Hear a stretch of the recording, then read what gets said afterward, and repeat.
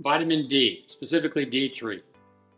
Is it the wonder vitamin that can positively impact our heart, our bones, our mood, and our immune system?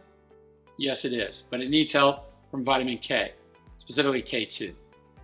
So vitamin D increases absorption of calcium in our bodies, and vitamin K makes sure it goes to the right place, to your bones and your teeth, not into your arteries. Think of calcium as the ticket to the show. Vitamin D is the admission booth. Vitamin K is the usher, making sure that Mr. Calcium goes to the right location. Again, to your bones and teeth, not your arteries.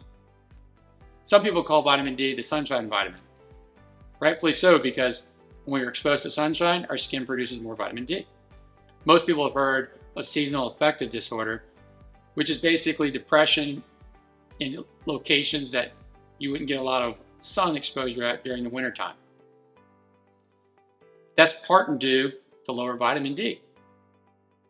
So you can see how important vitamin D is for our mood. Vitamin D does a lot for our immune system, but the most interesting thing it does is modulate helper T cells. Helper T cells identify which cells are yours and which cells are foreign. That's important.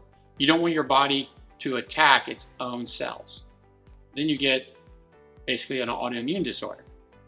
And that's why people who have lower levels of vitamin D have a higher chance of multiple different autoimmune disorders.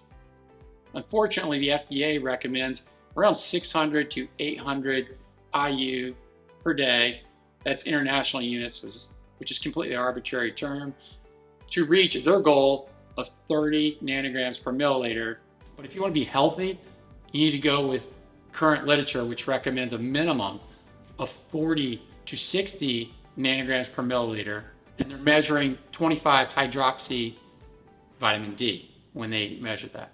Vitamin D is fat soluble, so you need to take it ideally with a fatty meal, or personally, I take it with my omega-3 supplement so it gets well absorbed whether I have a meal or not.